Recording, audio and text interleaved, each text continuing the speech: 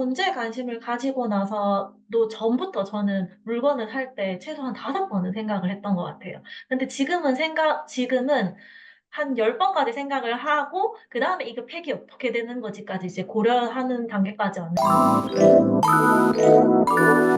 안녕하세요, 제프님. 오늘 안녕하세요. 한동안 우리가 이제 좀 정리하고 하는 그 헬퍼님 거 잘 못 찍었는데 우리 소개 좀 시켜주세요. 안녕하세요. 제로데이 헬퍼 제퍼입니다. 네, 반갑습니다. 어떻게 지내셨어요? 봄인데. 요즘에 그래도 계속 날씨가 안 좋다가 이제 조금 이번 주에 날씨가 좀 좋았거든요. 그래서 계속 꽃을 보러 다녔습니다. 아, 좋습니다. 봄꽃 너무 좋죠. 이때만 볼 수 있는 그 꽃이 있잖아요. 네. 이제 벚꽃은 조금 지고 유채꽃이 이제 펴가지고. 아, 유채꽃도 너무 좋고, 뭐, 벚꽃도 좋고, 꽃을 볼 때 꽃을 봐야 되고, 그래야 되는 음, 것 같아요. 근데 우리가 어찌 일생생활을 살다 보면은, 현대생활 살다 보면, 꽃도 못 보고 막 그럴 때가 있어.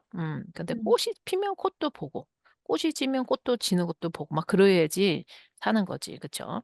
자, 오늘 우리 제퍼님이 그냥 정리하고 했었을 때, 이제 1억도 모으시고 다른 걸 다 어떤 걸 모으기 위해서 내가 돈을 모으기 위해서 다른 엑스트라를 하는 게 아니라 내 일상생활에서 어떤 그런 정리나 어떤 그 소비나 이런 것들을 좀 다르게 해서 그걸 바로 이제 재테크라고 하면 재테크고 뭐 모으는 걸로 했잖아요. 제가 숙제를 드렸어요. 음, 음. 숙제를 잘 하셨어요? 숙제에 대해서 생각은 계속 해보긴 했는데, 음. 이거다라고 딱 떠오르진 않았는데, 일단 그냥 오늘 하면서 이야기는 해볼게요. 예. 그러면 이제 숙제가 뭐였는데 이제 이제 본인이 음, 얘기해 줘 보세요. 이제 우리 제퍼님 채널이니까. 네. 정리하면서 제가 돈을 모았다고 했는데, 그거의 기본 저의 정신이 뭔지 이렇게 물어봤었어요. 음. 정리만 한다고 해가지고 그 돈을 모으기 쉽지도 않을 거고, 그 다음에 또 어떤 사람은 그렇게 하는 행동에 대해서 되게 스트레스를 받을 수 있는데, 저는 그거에 대해서 스트레스를 받지 않고 그냥 자연스럽게 했는데, 그거의 정신 바탕이 뭐냐라고 물어봤었습니다. 예. 그래서 뭔가요? 음, 일단은 첫 번째는 학습의 역할도 있었던 것 같아요. 이게 학습. 그냥, 네. 일단은 집에 어머니가, 항상 조금 심플한 거를 추구를 많이 했고, 그러니까 외적으로 많이 보이고 집에 이렇게 물건을 놔두고 하는 것보다는 안 보이는 통장에 돈이 있고 자유롭게 그때 여행을 갈 수 있는 그런 삶이 좋다라는 거를 조금 어렸을 때부터 많이 들었고, 그런 모습을 저희 어머니가 하는 거를 보고 자라다 보니까 그게 저도 보였어요. 그러다 보니까 조금 저는 좀 자연스럽게 어렵지 않게 했던 그것도 있는 것 같고, 음. 두 번째는 좀 자산에 대한 관심이 또 제가 있어서 그런 것 같아요. 자산. 네네. 그러니까 좀 구체적으로 말씀하면 어떤 거죠?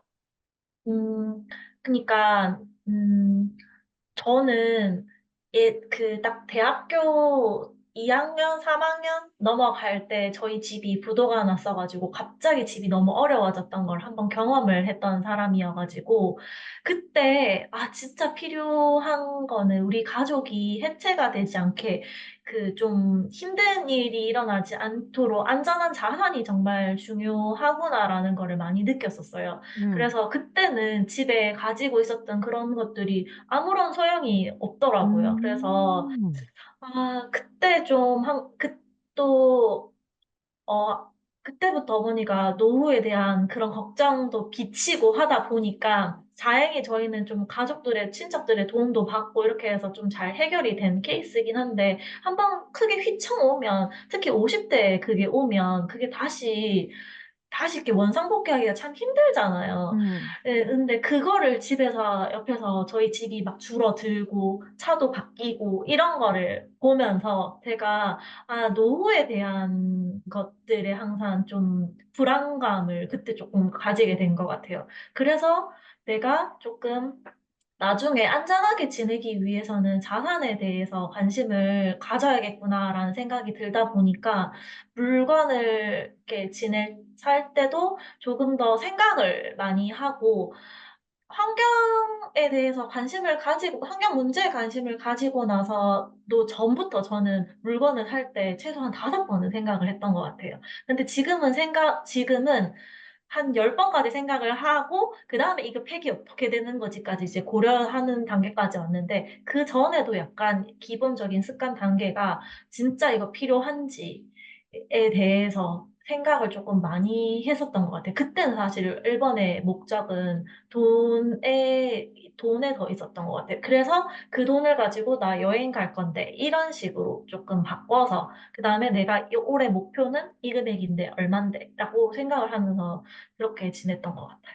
아, 그러면 그거를 조금 이제 쉽게 풀어보면 우리 티나 님이 좀 음. 잘 살다가 갑자기 이제 집이 휘청하는 어떤 부도 사건을 맞았을 때 집에 있던 물건들은 자잘자잘했던 물건들은 하나도 도움이 안 되고 음. 실제로 이렇게 힘들었을 때 인간한테 도움이 됐던 건 내가 가지고 있는 캐시 밸류라든지 내가 가지고 있는 자산이 나를 이렇게 어려움에 도움을 주는 거를 그러니까 직간접적으로 경험을 해본 거네요. 그때가 나이가 네네네. 한 뭐 대학교 졸업했다고 그랬나? 대학교 들어가기 저 전인가?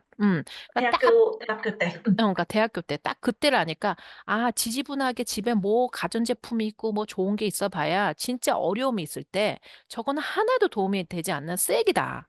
음. 음. 진짜 아무것도 도움이 안 되는데 저걸 사는 바에는 차라리 어떤 이런 어려움에 봉착했을 때 조금이라도 내가 그거를 잘 할 수 있는 집에 그 현금을 모아 놓는다든지 아니면 뭐 집을 사 놓는다든지 어떤 뭐 다른 걸 사놔서 그걸로 대체할 수 있는 뭔가를 해야 되는구나를 어렸을 때 안 거네요.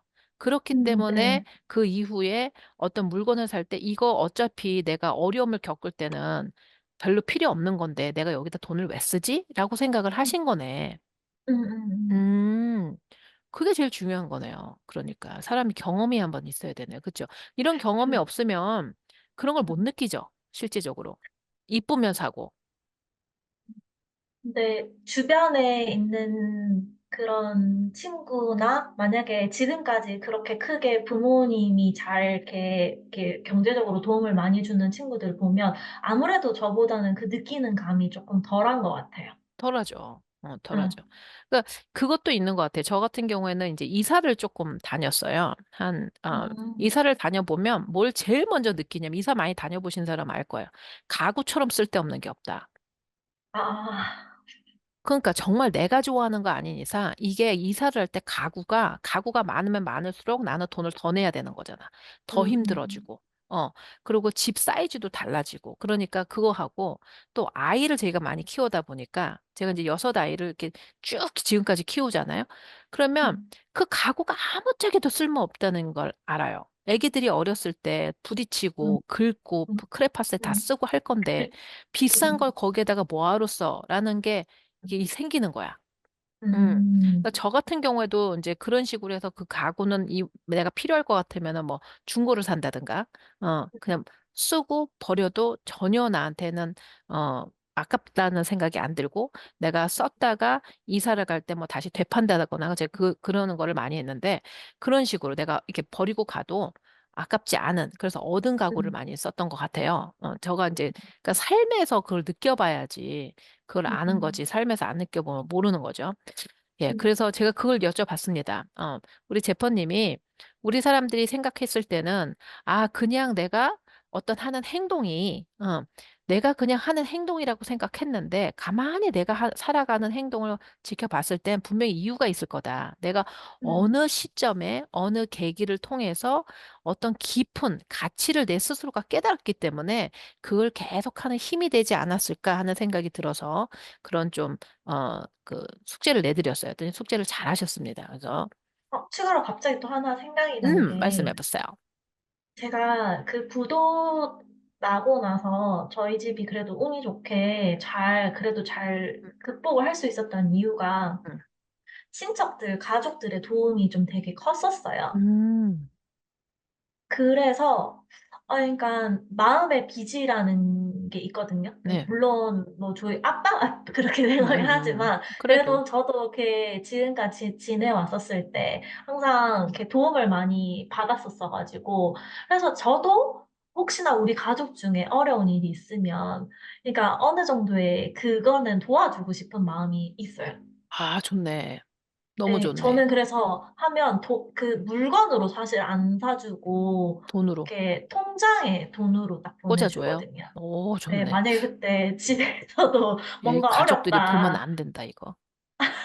네. 티나는 준비되어 있는 그래서 애다. 이렇게 되면 안 그거는 되지. 정확하게는 네 뭐 그러겠지만 저는 그 마음속에 만약에 혹시 우리 가족 중에 누가 아프거나 이렇게 하면 그거로도 돈을 저는 따로 모으고 있거든요.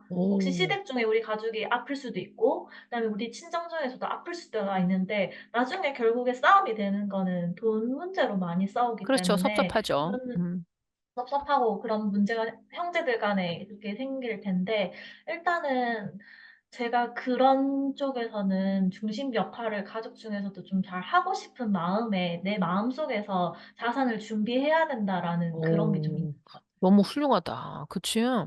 사실 우리가 뭐 훌륭한 사람이 돼서 나를 우리 가족을 희생하고 다른 데 가서 뭐 하고 이런 것도 굉장히 훌륭하세요. 그런데 나는 솔직히 그런 생각을 해. 저도 옛날에는 그게 되게 컸던 사람이거든. 뭐 우리 음. 가족이 있어서 뭐 하나님의 의를 뜻을 위해서 뭐 어디 가서 다른 데 가서 선교하고 그것도 있는데 가만 봐봐. 원칙적으로 보면 가족의 공동체에서 그 가족의 문제들이 다 해결이 된다면 음. 누군가가 자기를 희생해서 자기도 가족을 버리고 막 가서 할 일이 생길까? 음. 그렇지 않지 않아요? 내 자식을 음. 내가 잘 키우고 그다음에 어떤 집에 어떤 자식이 잘 못 키워 이제 어떤 환경이 저기 좀 어렵다. 그러면 큰아버지가 작은아버지가 또 할머니가 이렇게 해서 그 아이를 잘 키울 수 있는 어떤 가족 공동체가 잘 되어 있다면 그 우리가 지금 생각하는 사회적인 문제가 나는 반의 반으로 준다고 생각을 해. 음. 그러니까 가족에서 있는 그 내가 맡은 내 인생을 나하고 연결되어 있는 가족 공동체가 잘 흡수를 못했을 때 우리 아이를 음. 제대로 사랑해 주지 못하고 우리 아이들이 사랑을 배고파 한다거나 정말 밥을 음. 배고파 한다거나 아니면 어떤 그런 일이 있기 때문에 이게 외부로 계속 퍼져나가고 그러지 않을까 하는 생각이 들어요. 그래서 우리 티나님처럼 그런 마음을 가지고 있다는 게 되게 좋잖아요.